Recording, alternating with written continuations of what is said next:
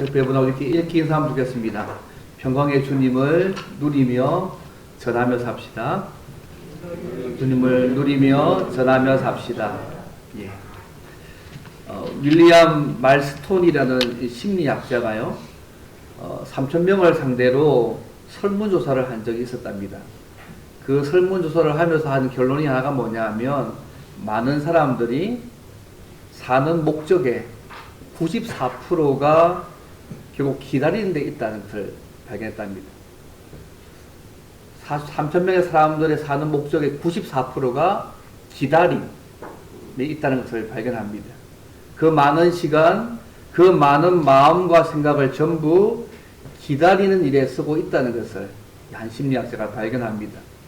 한마디로 우리의 삶은 기다림의 연속입니다. 여러분, 여러분의 삶 가운데 무엇이 여러분의 삶 가운데 이루어지기를 기다리십니까? 그런데요, 희망과 소망은 좀 엄연히 좀 다릅니다. 성경적으로는. 희망은 막연하게 바라는 것이지만 사실은 소망은 하나님의 약속에 근거해 있기 때문에 언젠가는 반드시 이루어질 것이거든요. 그래서 예수 믿는 사람들은 기다리는데 하나님의 약속을 소망하며 살아가는 사람들입니다. 아마 여러분의 삶 가운데도 하나님의 약속이 여러분의 삶 가운데 이루어지기를 아마 소망하며 살아가시는 분들이 많이 있을 것입니다. 사실 우리가요, 성탄절 4주간 대강절을 지내고 있습니다. 이 대강절은 어떤 의미에서 예수님이 이 땅에 오신 그 사건들을 기념하고 동시에 다시 오실 예수님을 기다리는 의미 있는 시간이 대강절입니다. 이 예수님이 오실까가 아니고요, 그분은 반드시 이 땅에 다시 오십니다. 분명히 약속하셨고 그렇게 하실 것입니다.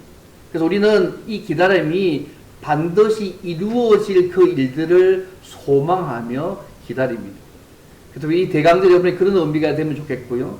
특히 오늘 말씀을 통하여서 자기 백성이 큰 위기에 빠졌을 때에 미가 선지자를 통하여서 700년 전에 하신 그 말씀을 통하여서 이 땅에 오신 예수님이 어떤 분이시고 또 그분이 우리를 위해서 어떤 일을 하시는 분을 다시 생각해서 우리 하나님 앞에 어떻게 삶을 살아가야 될지를 좀 함께 생각해 보기를 원합니다. 이번 이 땅에 오신 예수님은 어떤 분이실까요? 첫째는요, 예수님만이 우리를 회복할 메시아이시고 왕이심을 믿고 우리는 기다려야 합니다. 예수님만이 우리를 회복할 소위 메시아, 구원자시고 왕이심을 믿고 기다려야 합니다. 여러분, 예수님만이 우리를 회복할 진정한 구원자시고 왕이심을 믿으십니까? 그리고 그 주님을 우리는 기다리며 삶을 살아가야 합니다. 사실 오늘 말씀은 하나님의 백성들이 큰 위기에 빠졌을 때에 사실 메시아가 베들레헴에 오신다는 약속을 통해서 그들을 구원하신다는 내용입니다. 아수르에 의해서 북왕국 이스라엘은 망했고요, 이제 남왕국 유다가 꺼져가는 그 위기 상황에서 미가 선지자가 오늘 보면 2절 말씀에 유다 족속 중에 작을지라도 베들레헴 에브라다에서 이스라엘 다스리는 자, 왕이 나올 것이라고 예언하고 있는 내용입니다. 2절 말씀 보시면 베들레헴 에브라다야, 너는 유다 족속 중에 작을지라도 이스라엘을 다스릴 자가 내게서, 베들레헴에게서 내게로 하나님께로 나올 것이라고 말씀하고 있습니다. 사실 이 미가 선지자는요, 여호와 같은 자가 누구냐는 뜻을 가진 이름을 가진 사람인데 이사야 선지자와 비슷한 시기에 활동한 선지자였습니다. 그런데 왕이신 메시아가 오늘 본문에 보면 출생지가 베들레헴 에브라다라고 되어 있습니다. 원래 베들레헴은요, 빵집이라는 뜻이고요, 에브라다는 열매, 포도의 산물이라는 뜻입니다. 그래서 창세기 35장이나 48절에 보면 이 에브라다가요, 베들레헴에 속한 유다 지파의 한 동네 이름입니다. 그래서 이 성경에 보면 이 베들레헴과 에브라다가 함께 결합돼서 많이 사용되어져 있습니다. 그래서 오늘 보면은 베들레헴 에브라다야 이렇게 함께 말씀하고 있습니다. 왜 예수님께서 태어나신 그 장소가 베들레헴일까요? 그래서 먼저 첫째 의미는 뭐냐면 왕으로 오신 메시아가 다윗의 후손임을 말하고 있는 부분입니다. 왜냐하면 다윗의 아버지 이새가요 베들레헴 사람이고요, 다윗도 이 지역 에브람 사람이기 때문에 그렇습니다. 결국 이스라엘을 다스릴 자, 그 왕에 대한 약속이 사무엘사 7장에 보게 되면 하나님께서 다윗의 왕조를 영원하게 세우실 것이라고 이 다윗 지파 가운데서 주실 것을 말씀하시기 때문에 그 말씀에 대한 이 확인이고 재선포로 말씀하신 내용들입니다. 둘째는요, 그 왕이요 유다 지파 가운데 크고 강한 마을에서 태어나지 않습니다. 여러분, 유다 지파 가운데 가장 크고 강한 마을이 뭐냐면 예루살렘이거든요. 그런 곳에 태어나는 것이 아니라 가장 작고 미약한 마을인 베들레헴에서 메시아 왕이신 분이 태어나신다는 것입니다. 사실 베들레헴은요 유다 지파에게 분배된 100개의 성읍 중에도 들어가지 못하는 지역이었습니다. 왜냐하면 그 가나안 땅을 정복하고 나서 각 지파마다 땅을 분배하잖아요. 근데 유다 지파에 속한 분배 가운데 100개의 성읍에도 들어가지 못하는 동네가 베들레헴이었습니다. 너무 작아가지고 아마 1000명 이상도 안 되는, 성읍에도 끼지 못하는 아마 그런 장소였습니다. 근데 하나님이 이 작고 보잘것없는 이 베들레헴을 택하셔서 메시아이신 왕이신 예수님이 오시는 태어나신 장소로 삼으셨다는 것입니다. 그렇게 보잘것없는 그 도시에 목수의 아들로 또 빈방이 없어서 부유에 누우신 것은 어떤 면에서 우리를 위해서 철저하게 낮아신 그분의 모습들을 보여주는 것이죠. 우리를 영육간에 부유하게 하기 위해서 철저하게 낮아신 그분의 모습들을 우리에게 보여주고 있습니다. 한번 그림 한번 보여주시겠습니까? 오늘날 베들레헴 사진이 있어서 봤는데요. 저도 안 가봐서 잘 모르겠는데, 이게 베들레헴 혹시 성지순례 갔다 오신 분이 계십니까? 어떤 분은 안 믿는 분도 몇 번 갔다 오셨다던데, 저는 초상이 나서 못 갔는데, 이 베들레헴입니다. 그렇게 작게 보이지 않으시죠? 그 다음 보여주세요. 이거 베들레헴 모습입니다.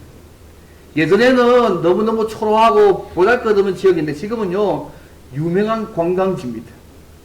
예수님이 태어나셨기 때문에 지금은 좀 옛날보다 삐까뻔쩍한 지역이 되어졌습니다. 그러나 과거 베들레헴은 결코 그렇지 않았습니다. 유다 지파를 이야기하면 그 100개의 성읍에도 들지 않는 1000명 미만에 살고 있는 아주 작고 보잘것없는 그 도시가 베들레헴이었습니다. 그때 하나님께서 메시아고 왕이신 그 예수님께서 이 베들레헴에 태어나셔서 우리를 영육권에 부유하기 위해서 철저하게 하나님 그분이 인간 되시고 나다시는 모습들을 우리에게 보여주신 것이 베들레헴입니다. 근데 이 베들레헴 이름이 떡집이잖아요. 에베라드는 열매가 풍성한 뜻을 가지고 있어서 어떤 분이 얘기하더라고요. 이러한 지명에 걸맞게 온 세상 사람들에게 생명의 양식을 풍성히 주시는 예수님께서 거기서 태어나신 것이라고. 뭐 이름에서 그렇게 설명하는데 잘 모르겠습니다. 어쨌든 그런 것입니다. 그리고 이 예수님께서 태어나신 그 왕의 근본이요, 이를 보시면 그의 근본은 상고에 영원에 있다고 이전에 말씀하고 있습니다. 이거는 베들레헴에 태어나실 메시아 왕이신 그분이 영원 전부터 영원히 계시는 신적 존재다, 하나님이심을 말하는 내용입니다. 이 하나님이신 그분이 메시아로 이 땅의 왕으로 그 그리스도로 유대 땅 베들레헴에서 태어나셨다고 그 부분이 말씀하고 있습니다. 이번 대제사장과 서기관들이요 예수님께서 태어나셨을 때에 미가서 5장 2절의 말씀을 가지고서 메시아에 대해서 말하는 것으로 그들이 마태복음 2장에서 말하고 있는 것들을 우리가 볼 수 있습니다. 어쨌든 미가서가 기록된 이 당시에요 북왕국 이스라엘은 망했고요 이제 남왕국 유다까지도 아수르 제국에 의해서 크게 위협을 당하고 있는 그 시기에 있었습니다.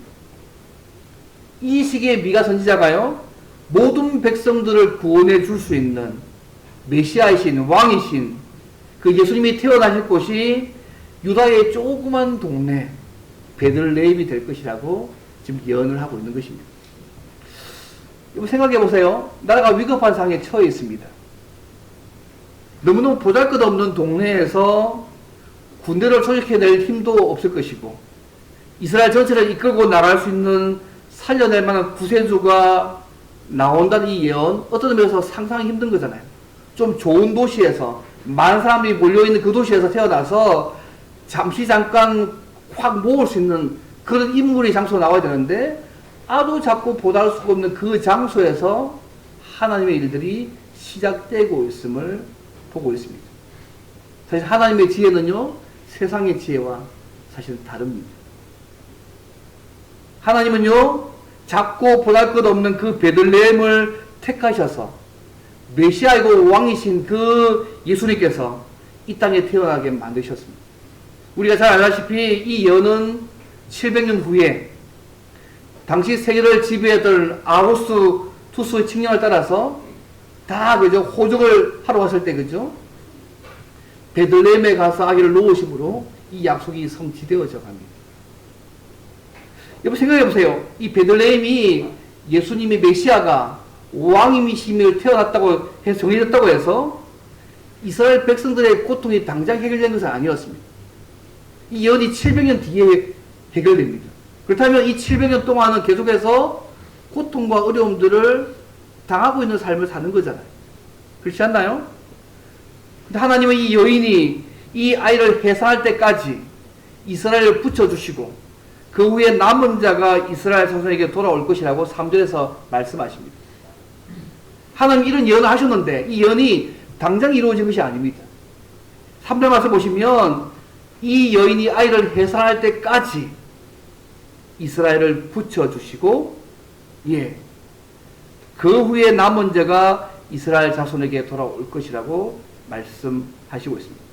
쉽게 말씀드리면 메시아가 오실 때까지 이스라엘 백성들은 고통을 받지만 남은 자가 그의 통치를 받을 때까지 계속 고통을 받는 말씀을 이야기하고 있는 것이죠. 여러분 700년입니다.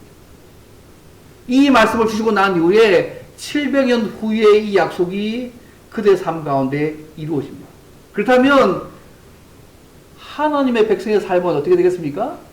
이 약속 바라보고 믿고 계속해서 기다리는 삶들을 산 것이었습니다.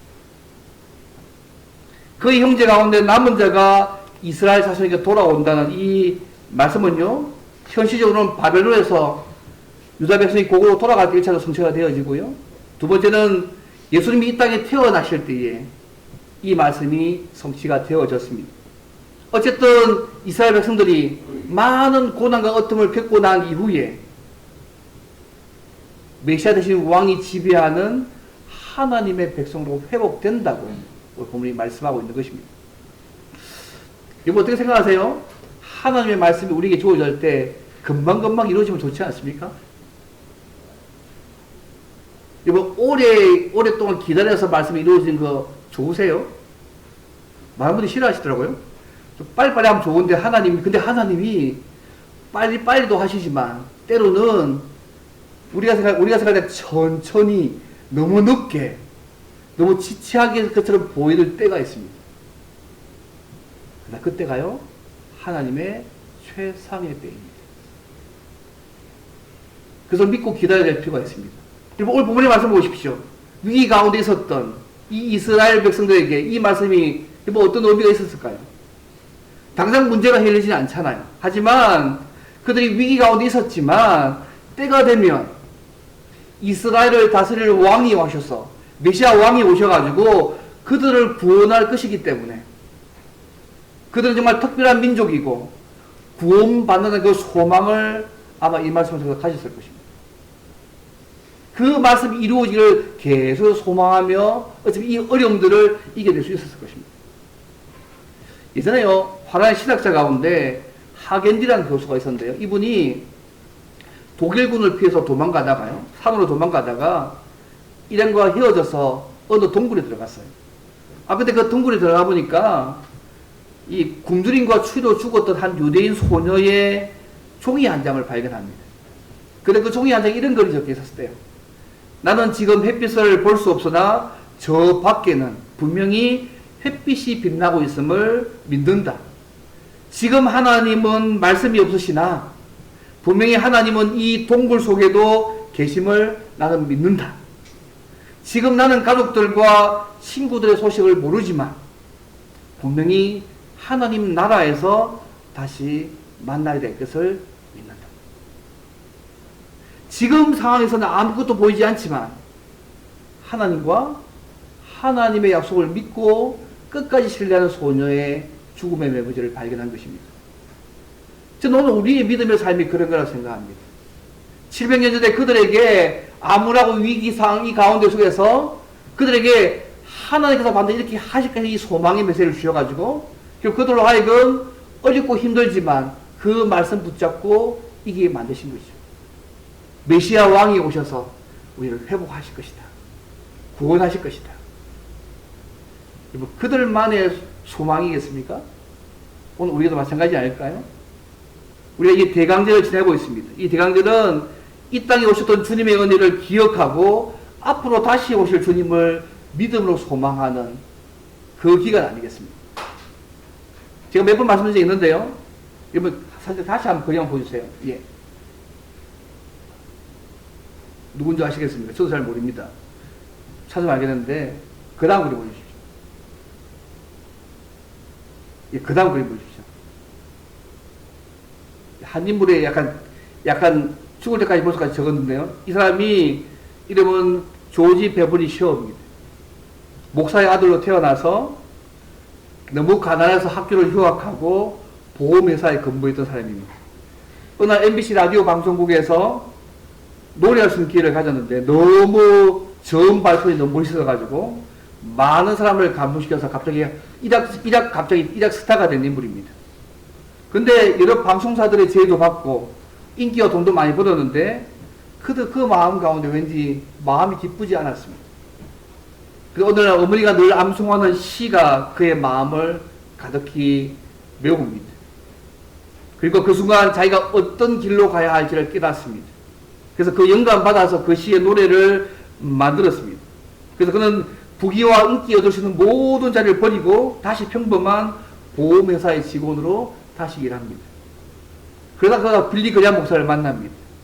그와 함께 간증과 찬양하는 일에 그가 평생을 헌신합니다.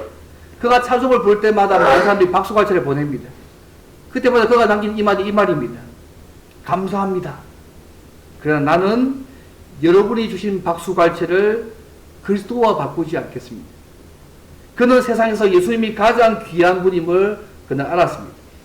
그의 세계를 바꿨던 가사 우리가 살고 찬송합니다. 주 예수보다 더 귀한 것은 없네. 이 세상 부귀와 바꿀 수 없네. 영죽을 내리실 돌아가신 그 놀라운 사랑 잊지 못해. 세상 즐거움 다 버리고 세상 자랑 다 버렸네. 주 예수보다 더 귀한 것은 없네. 예수밖에 없네. 엄마의 그 시에 그런 찬송과 그의 삶을 바꾸어 놓았습니다. 우리가 대강절을 맞고 있습니다. 예수님 하면 무엇이 여러분의 삶 가운데 떠오르셔야 되겠습니까? 우리 매년마다 맞는 대강절 성탄절이라고 생각하십니까? 물론 매일매일 찐하게 고백하시겠지만 특히 이 찬의 고백들처럼 세상에서 내 삶에서 예수님보다 더 귀하신 분은 없다고 고백해야 되지 않겠습니까? 메시아이시고 구주시고 왕이신 그 예수님보다 이 세상에서 나의 삶에서 더 귀한 것은 없습니다. 세상에서 가장 귀하신 예수님이라고 고백하는 이 대강이 되면 좋겠습니다. 그분은요 우리를 회복시키기 위해서 그 베들레헴에서 이 땅에 오신 분이십니다. 우리의 왕으로 메시아로 오신 분이십니다. 그분이 계셨기 때문에 오늘 저와 여러분이 이 시간 함께 하나님의 자녀로 예배하고 있는 거 아니겠습니까? 사랑하는 성도 여러분, 우리의 모든 문제의 해결자, 우리를 완벽하게 해결하실 분들은, 회복하실 분은 메시아이시고 왕이신 예수님밖에는 없습니다.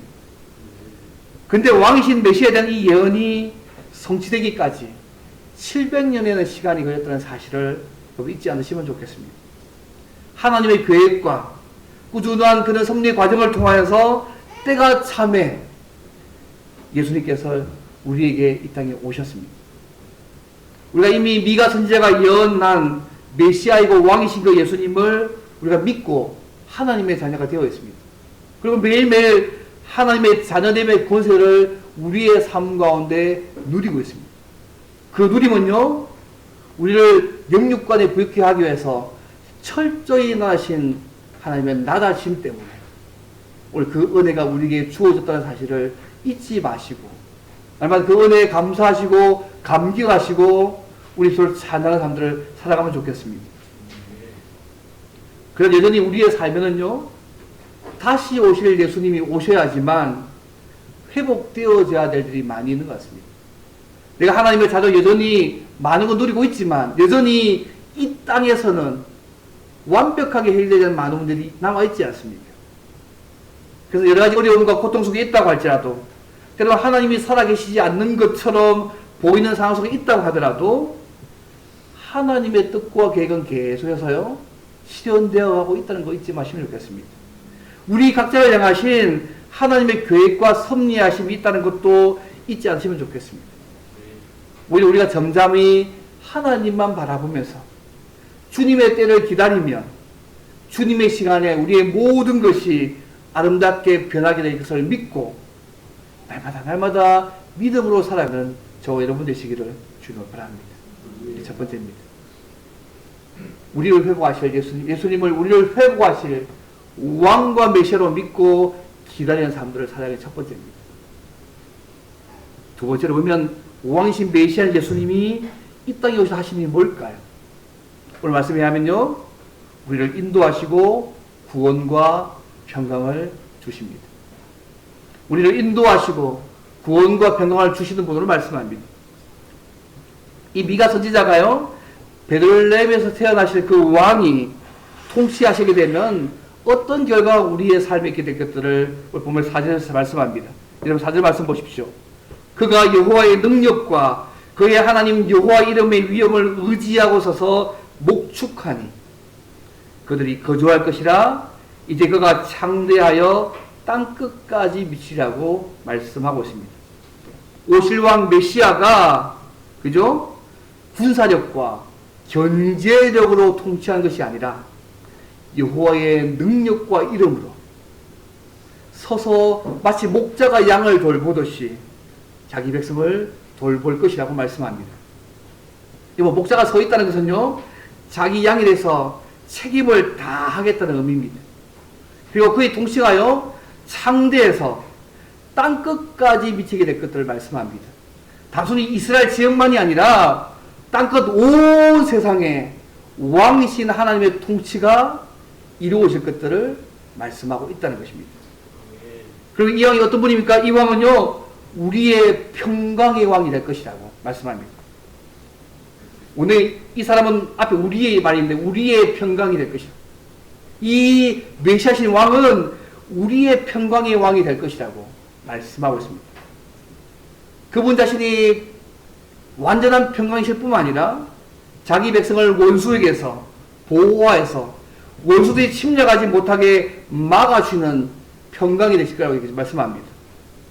그런데 이것만 있는 게 아니잖아요. 오늘 보면 그것만 말씀하고 있지만 하나님과의 관계에서도 우리의 죄의 문제를 해결하셔서 십자가의 죽기까지 달리셔서 하나님과 완전한 평화를 주셨습니다. 세상이 줄 수 없는 평화를 우리에게 주셨고요. 우리를 하나님과 사람을 평화하게 만드는 평화에 화목해 하는 사람들로 우리를 만드신 그 평화를 주신 분이 우리 주님이십니다. 오늘 보면 단순하게 이 아수르의 상황들 속에서 얘기하지만 더 궁극적으로는요, 이 전체까지 다 포함하는 평강의 왕이 되실 것이라고 말씀하고 있습니다.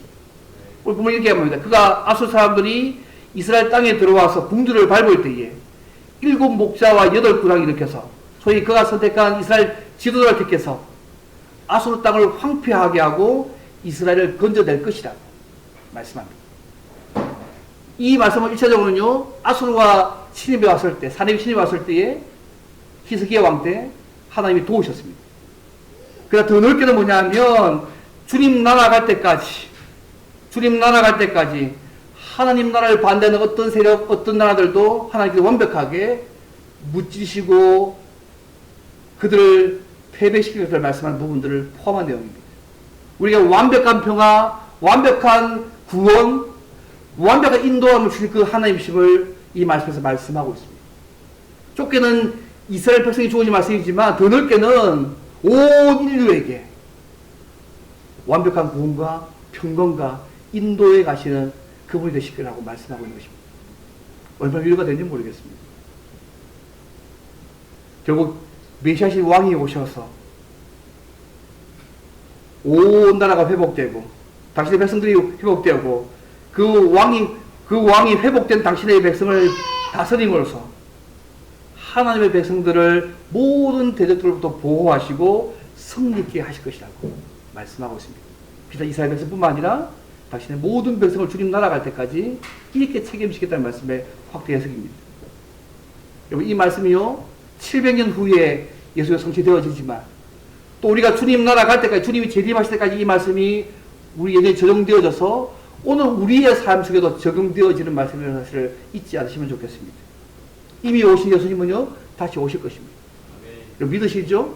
우리가 이 대강제를 치는 이유가 그 때문 아닙니까? 이미 오신 예수님만 기억하는 것이 아니라 다시 오실 예수님을 다시 바라보고 그 주의 믿음을 가지고 그분이 우리를 구원하신 것처럼 평강 주신 것처럼 완벽한 구원과 평강 주신 그날을 바라보면서 그 주님 바라보며 믿음을 살아가는 그 힘 주시는 겁니다. 그 오늘 말씀의 중요한 유예입니다. 아마 오늘 본문의 말씀을 듣는 백성들은요 힘들었을지 모르겠습니다. 700년 후에 이루어질 예언이잖아요. 성취잖아요. 당장 아수르의 위험을 느끼고 있는데 현실에서는 등장이 일어나지 않지만 하나님은 사람의 기대처럼 당장 일하시는 분이 아니라 당신의 때에 당신의 방법으로 그 뜻을 이루어 가시는 분임을 그들은 이해했어야 합니다. 오늘 우리에게 필요한 것 같습니다. 오늘 보면 미가 선지자는 명백하게 메시아가 베들레헴에서 하실 것을 예언했습니다. 베들레헴에서 하실 그 메시아를 통해서 이스라엘이 회복될 것을 말씀하였고 이 메시아의 통치가 온 세계에 미칠 것이라고 말했습니다. 그리고 이 이스라엘 남은 자들을 통하여서 하나님을 경외하며 그분의 다스림에 복종하는 모든 경건한 사람들이 메시아 아래서 진정한 평안을 누리게 될 것들을 말씀하셨습니다.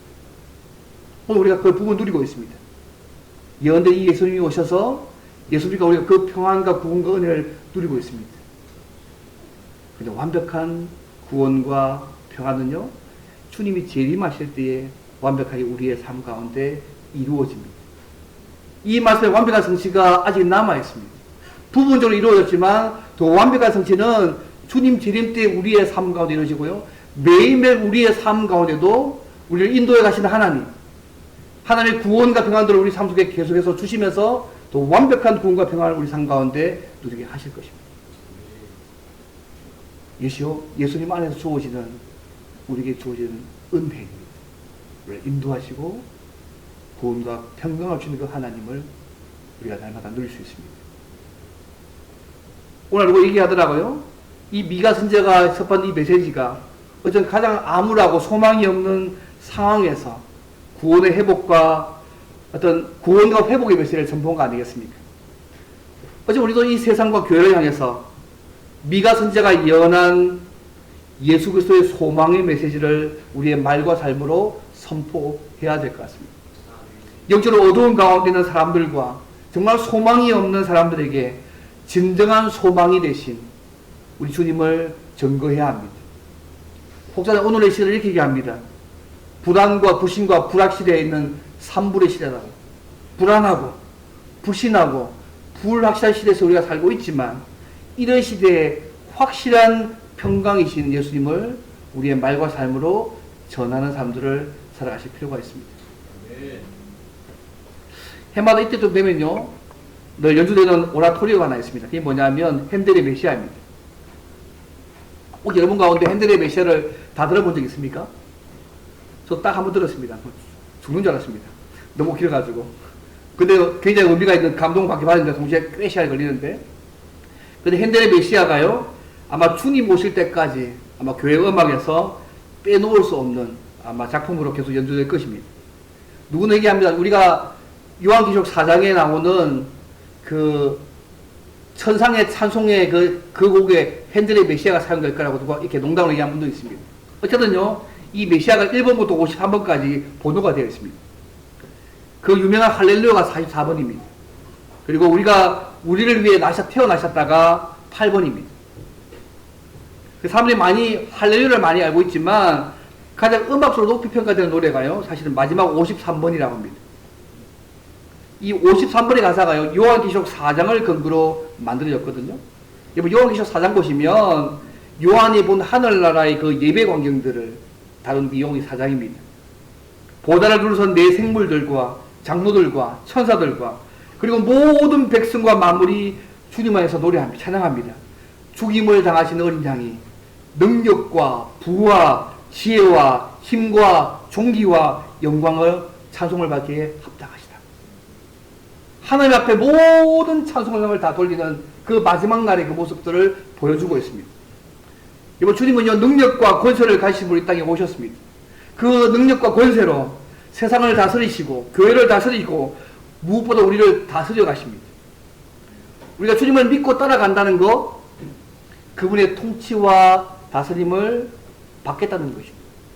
그분이 뭐라고 말씀하시든지 어디로 가라가시든지 무엇을 요구하든지 내가 그분의 통치에 따르겠다는 말입니다. 주님이 우리를 다스리면 반드시 승리할 수 있습니다. 우리가 이 능력과 권세를 가신 주님을 의지하면서 이렇게 고백해야 합니다. 주님, 나를 다스려 주옵소서. 나의 생각을 다스리시고 나의 말을 다스리시고 나의 행동을 다스려 주셔서 하나님이 나의 왕이심을 나의 말과 삶을 통해서 증거하게 해달라. 여러분, 예수님보다 더 귀한 것 이 땅에 없습니다. 귀하신 예수님이 이 땅에 오신 것을 기억하고 다시 바라보는, 다시 오셔서 바라보는 대강절 우리가 보내고 있습니다. 능력과 권세와 구원과 그 평강의 주님을 우리 마음에 이미 모셨지만 우리의 삶의 주인으로 실제로 인정하고 왕으로 인정하셔서 모시고 살아가셔서 진정한 평안과 기쁨을 날마다 누려가는 우리의 삶이 되기를 바랍니다. 여러분, 성 프란세스의 기도가 생각이 나더라고요. 주여, 나를 평화의 도구로 써주십시오. 미움이 있는 곳에 사랑을, 다툼이 있는 곳에 용서를, 분열이 있는 곳에 일치를, 절망이 있는 곳에 소망을, 어둠이 있는 곳에 빛을, 슬픔이 있는 곳에 기쁨을 심게 하소서. 위로받기보다는 위로하고, 이해받기보다는 이해하고, 사랑받기보다는 사랑하게 하소서. 우리는 줌으로서 받고 용서함으로 용서받으며 자기를 버리고 죽음으로써 영생을 누리기 때문이라. 그의 마음 가운데는요, 이미 하나님과 평안의 관계를 누리고 있는 그가 그의 삶을 통해서 평화의 도구로 사용되기 원하는 그 마음이 포함된 거 아니겠습니까? 말씀을 뵙겠습니다.